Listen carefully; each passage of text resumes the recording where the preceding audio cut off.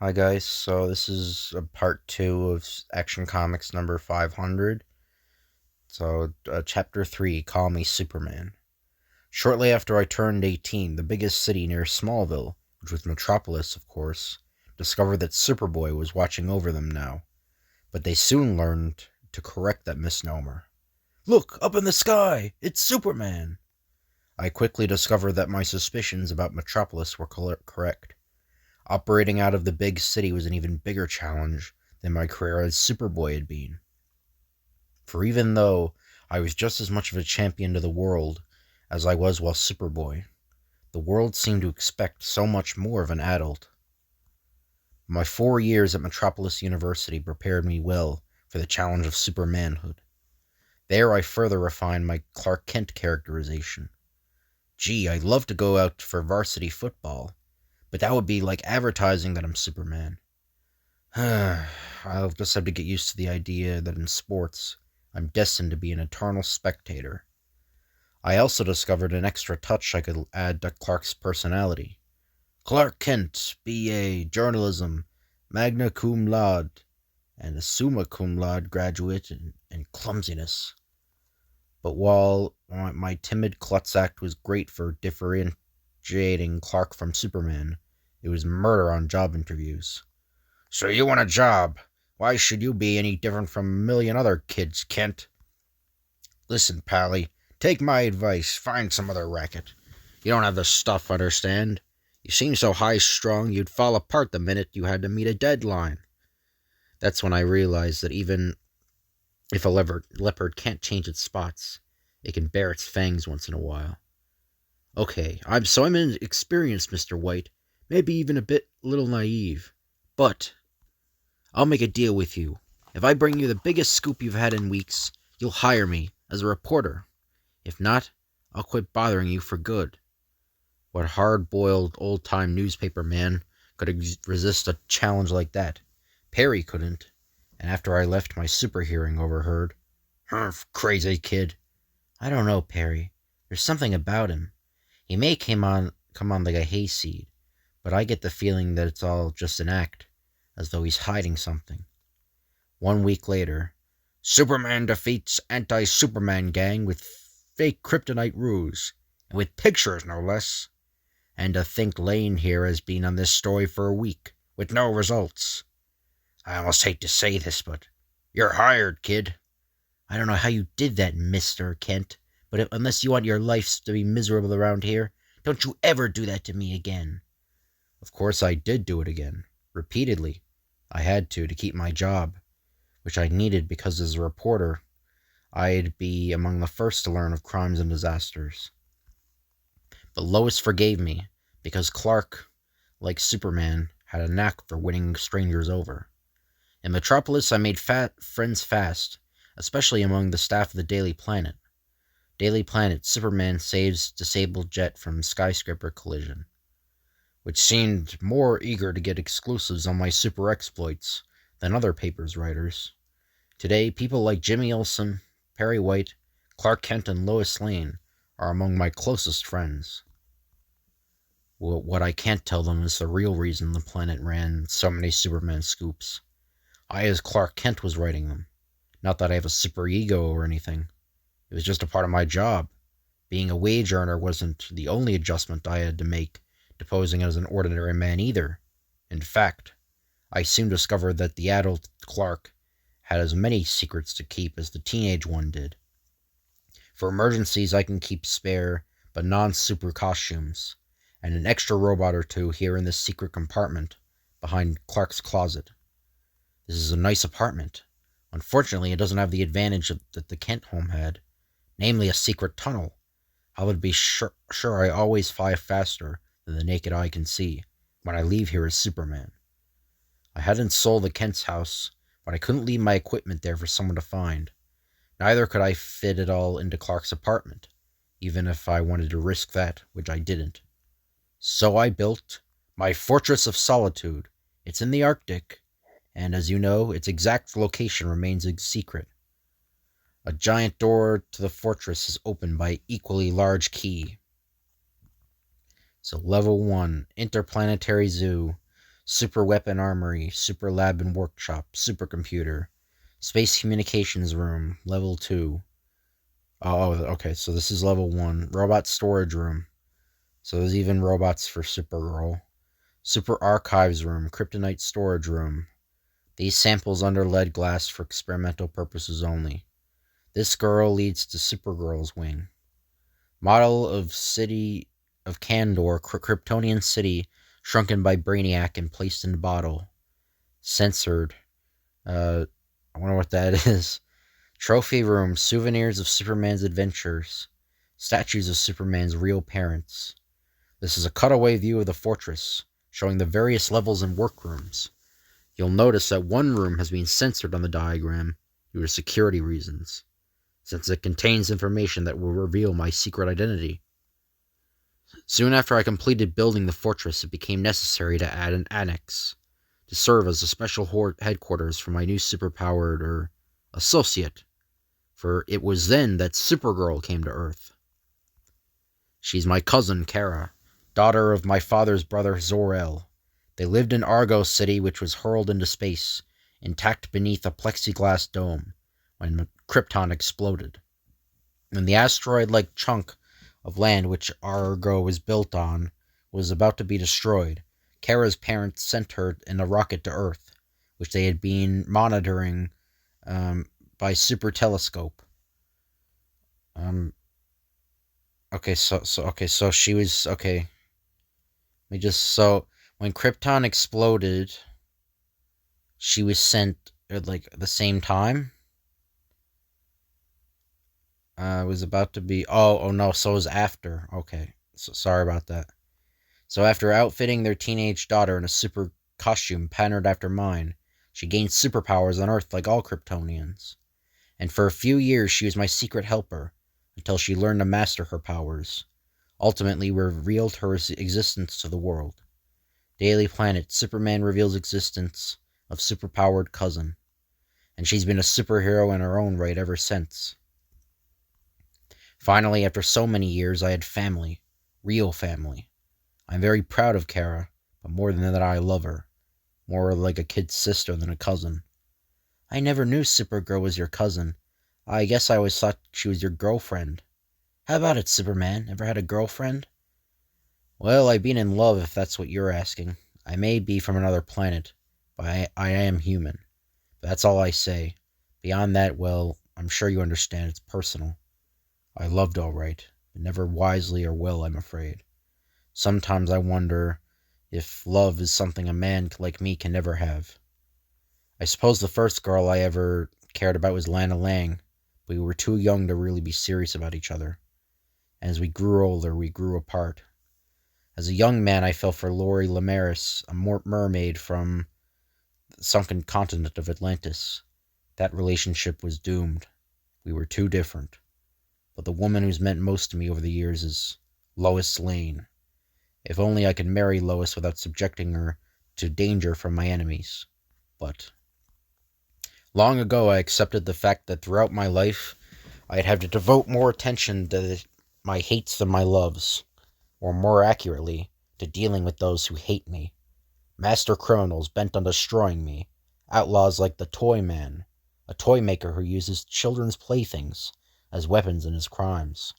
The Parasite, who gains super strength with his ability to siphon off energy from other human beings. So, Maxwell Jensen, aka the Parasite. So, there were two Parasites, Maxwell Jensen and Rudy Jones. Maxwell Jensen was the one before Crisis on Infinite Earths. Or my oldest enemy, Lex Luthor, a renegade scientist whose power gloves increases physical strength, making it a match for mine during hand-to-hand combat. And this is Brainiac, the interplanetary criminal. He's a robot, actually a computer in humanoid form that is so sophisticated it is capable of independent thought. And this is a model of Kandor, Krypton's first capital, which because of Brainiac was a miniature city housed in a bottle until recently. Brainiac had developed a shrinking ray, and when I first fought him, he was using it to miniaturize Earth cities and steal them. Aboard his saucer, I found Kandor, which he had shrunk and stolen years earlier. I took the bottle, city from Brainiac, and kept it in my fortress. For years I searched a way to restore it to a normal size, until I finally developed a foolproof enlarging ray. I tested the enlarging ray and it worked perfectly, but after exposing the city to the ray on the planet the Kandorians had chosen for their new home, I discovered that the ray only worked on organic matter, that is, living beings. The buildings, crumbling to nothingness! But inorganic matter, like buildings or machinery, were destroyed in the enlarging process.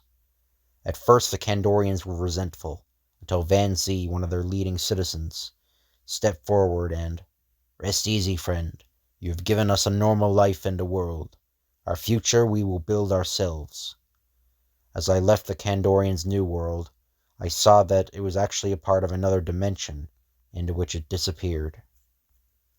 Like the legendary town of Brigadoon, this planet reappears in this dimension at regular intervals. But when that planet will be a part of our universe again, I don't know. So much for Brainiac. The schemes of these and other criminals frequently involve kryptonite. You've seen samples of the basic form Green K, but as I grew older, I encountered isotopes of the original element, such as these genuine samples displayed behind leaded glass and a foolproof security system. There's red kryptonite, which has unpredictable mutating effects on Kryptonians. White K, which can destroy any plant life regardless of its origin. And the deadliest of all, the gold variety, which can permanently remove a Kryptonian's superpowers. For a while, all kryptonite on Earth was changed to a harmless iron, as a chain reaction from a freak nuclear explosion. But in recent months, more has fallen to Earth in large quantities, and it continues to be a considerable threat to my existence. There's been other recent changes, too. For example, not long ago, I discovered that increased pollution levels on Earth's atmosphere made my robots inoperable. I retired my robots, but as long as they don't have to use their superpowers, they're harmless. And they can occasionally sub for me as Clark Kent, as one is doing right now. See, Lois? I told you Clark would show up eventually. My private life has been beset by change in recent years, too, thanks to Morgan Edge, whose Galaxy Communications conglomerate acquired ownership of the Daily Planet a while back. Edge had some tall orders for personal changes when he took charge. "You were the star reporter, Kent. Past tense. As of today, you're going to snare out ratings points instead of readers in the news division of my flagship TV station, WGBS." And after a brief stint as a roving reporter, Clark graduated to his present position as anchorman of the WGBS Evening News, and a whole new set of co-workers, like sportscaster Steve Lombard, director Josh Coyle, and co-anchor Lana Lang. But no matter how your life has changed, Superman, you'll remain the same tireless champion of law and order we all know and love. Mr. Arngrim, you're very kind. Nonsense! Now then, ladies and gentlemen, if you'll just step into this exit vestibule, Superman will make some closing remarks, and our tour will be concluded. But before the crowd can take another step, Arngrim surreptitiously touches an inconspicuous button designed as a light switch on the wall, setting in motion a series of astonishing developments around the corner, out of the tourist's sight. Great Krypton! That overhead lamp! It's really some sort of kryptonite ray. Almost immediately he feels a skin burn as the green radiation penetrates it, and as his legs begin to collapse under him. Didn't notice it before, but I'm standing over a trap door, opening up under me. I'm too weak to move. Can't stop myself from falling. And as the Man of Steel falls, the trapdoor flips over, and an exact duplicate of Superman rises in his place. It all happens so fast that the tourists do not suspect it. When they step around the corner, they detect nothing unusual about the Superman who awaits them. Superman Pavilion, trapdoor, glass tube, underground lab. You! Of course. Who else is scientifically knowledgeable enough to construct an underground lair like this one? Or to invent so clever a method of bringing you to it. Who else but your obedient servant, Lex Luthor? Don't tell me. Let me guess. All of this, the tour of the pavilion, was just another plot to destroy me, right? Not quite. The pavilion is legitimate, the tour is not. As for my plot, this one is different. This one will succeed. And when it does, the world will finally recognize my unparalleled genius. You don't suppose they'll give you the Nobel Prize for killing me, don't you? Let us not be so ridiculous, old friend. You're correct, however, in noting that in the past I wanted to kill you, primarily so that I could boast of it to the world. To go down in history as Superman's murderer. That is no longer my principal ambition. But now that I'm dressed to kill, as it were, with my weapon-equipped uniform and your weakened condition making me your match, I can't resist the temptation to rough you up a bit. Sack. Oh, don't worry, I will kill you, but your death will remain our little secret, just among the three of us. 3 of us? Yes, you, me, and your replacement. With you out of the way, Superman, I will be free to do as I please, because my Superman will. But let me start at the beginning. You sealed your own doom when you cooperated with Arngrim, supplying genuine Kryptonian artifacts for the displays. By exposing one of them to an artificial red sun, we were able to strip the artifact of its indestructibility, enabling us to remove a shard of Kryptonian metal. But that shard became indestructible again when it was removed from under the sun lamp and... Why would you want to do such a thing, Luthor? Because only a Kryptonian object will be hard enough to puncture your normally invulnerable skin. Remember when you shook hands with Arngrim at the beginning of the tour? Well, concealed in Arngrim's palm was a tiny surgical instrument, built into a device resembling a practical Joker's joy buzzer. When Arngrim slipped away before the tour began, he came here, to my laboratory. Here it is, Luthor, the skin tissue sample you wanted, scrapped from the palm of Superman's hand.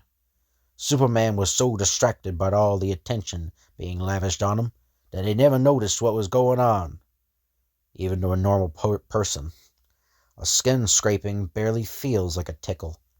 But Superman, with his invulnerability, is so insensitive to certain kinds of tactile sensations that he couldn't feel what you were doing at all. Now I'm beginning to understand your plan. Out of the cells in that skin sample, you bred a clone of me, didn't you? Yes. A clone, a living human being identical to you in every way, bred through artificially induced cell replication. Scientifically speaking, the clone looks exactly like you because of the genetic code contained within the sample. But that wasn't enough. It had to think like you, act like you, in effect be you. To do that, I gave the clone your memories, your personality, using my super electro encephalogram to record your memory engrams and print them on the clone's brain. If all of this is too complex for you, Superman, all you need to know is that you were reliving your earlier experiences on Krypton while seated beneath the Mind Prober ray. And later, when you stood on the metal plate on the floor, as you recalled your super boyhood. And still later, when you stood in the light of the slide projector, as you reminisced about your Superman career. You were in each instance in contact with one of my mind-probing devices, utilizing radiation invisible to your eyes. The rays scanned your brain, recorded your memories, and duplicated them in the brain of the Superman clone. I have also perfected a hyper-accelerated growth process for the clone. It took a mere handful of minutes for the clone to mature 1 year, so that in the single hour the tour lasts, my clone grew to adulthood, and your exact age now. Luthor, Arngrim was strictly straight arrow, until now. How'd you make him an accomplice, too? I didn't. The man you met isn't Arngrim. He's a clone of the real Arngrim, who is my prisoner. I had to stay here, supervising the clone's indoctrination while the tour was conducted. But I needed an agent above ground. So I used a clone of Arngrim, trained to do my bidding, since with your superpowers, you would have easily detected a robot, or seen through a disguise worn by an ordinary henchman. Don't understand this. So weak. Not even your power gloves should make you stronger than me. Ugh. Fuck. True, but you're not your usual super self. Since you came down here, you've been feeling the effects of something in that prison cell, that artificial red sun I mentioned, designed to drain your superpowers. And beneath the floor of the cell is a device that creates artificial gravity. Click. Duplicating that of Krypton. As of now, all your powers will be nullified. Now then, when the tourists leave the pavilion within the next 5 minutes, they will trip an electric I-beam I installed in the exit door, which in turn will trigger 2 things. First, this high-intensity laser will stab into your cell, and since you've been robbed of your powers, it will kill you instantly. Simultaneously, a ton of plastic explosive planted around the foundation of the pavilion will be ignited, killing everyone in it, including your closest friends. By then, I and my Superman clone, who is programmed to serve me, will be long gone, and the real Arngrim will be left to take the blame for the disaster. But the Superman clone will continue to function just as you would, even down to assuming your secret identity. Luthor will never be accused of killing Superman, because the world will still have a Superman. But even if someone suspects my scheme, no one will be able to prove that my Superman isn't you. Then you know my secret identity. No, not now, not yet. I could have learned it by tapping into your memories, monitoring them as I fed them into the clone. But I can only do that once during the memory transfer process. Otherwise, I might accidentally upset the accuracy of the memory duplication, so I had to save the one time I could allow myself to tamper with the process. For the moment when I had to alter your feelings toward me, as they were imprinted on the clone. I couldn't let the clone feel the same way about me as you do, because if I did, he wouldn't obey me, would he? One more word about Lex Luthor. He's different from my other enemies. He's not really evil, just misunderstood. He might be the greatest scientist the world has ever known, a great humanitarian, if it hadn't been what I did to him when we were boys. Lois, what's the matter with Superman? That didn't sound at all like something he would say. I know, Lana, but maybe we should hear him out. You see, I ruined Luthor out of petty jealousy. Luthor was a truly unselfish friend. He even found an antidote for kryptonite for me. One day during an experiment, his lab caught fire. I blew out the blaze, but my super breath knocked over the flask containing the antidote. And the formula was lost when it mixed with the other chemicals, and the resultant flames caused Luthor's hair to fall out. I don't blame him for hating me. I was an immature, temperamental brat who was jealous of Lex's genius. I was deliberately reckless with my super breath, to sabotage him.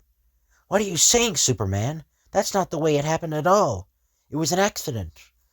Besides, it was you who did favors for Luthor. You built him that lab, and then he turned on you. Meanwhile, below, Luthor's right. I am powerless. I can't budge these cell bars. But I've got to get out of here before the tourists leave the pavilion, or they and I are doomed. Wait, maybe there is a way. If Luthor doesn't know I'm Clark Kent, then he doesn't know Clark's secrets, like the fact there's a hidden pouch in my cape, in which I store Clark Kent's clothes. While Luthor's back is turned, I'll remove Clark's tie. Once I remove my belt, tie the necktie to one end of the belt. Luthor is so used to thinking in super scientific terms that he's overlooked the most obvious way I can get out of here. What might that be? We'll know momentarily. But right now there is trouble brewing several feet overhead. You can't be serious, Superman. How can you make yourself out to be a villain while making a hero out of a rat like Luthor. Well, I... Think, you idiot, think! Make up an explanation. Tell them anything. Even double talk. Just make them moving towards the exit door.